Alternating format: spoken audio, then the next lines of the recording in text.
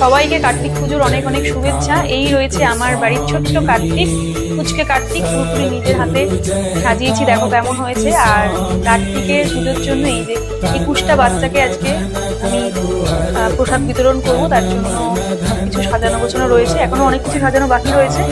তো একদম কার্তিক পুজো special live নিয়ে চলে এসেছি, জাস্ট গোছানোটা দেখালাম। এবার আসছি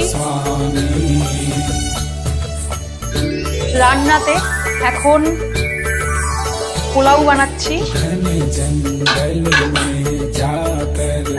একদম বাসন্তী পোলাও বানাচ্ছি।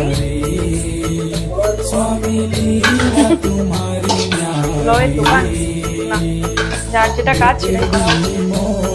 অনেকেই বলে পোলাও ঝরঝরে হয় না, পোলাও ঠিকঠাক বানাতে পারি না। আমার কাজে দিদি বলছিল তোমার থেকে আমি শিখবো পোলাও কিভাবে বানাবো। হ্যাঁ, কোনো ব্যাপার না, সোজা ব্যাপার।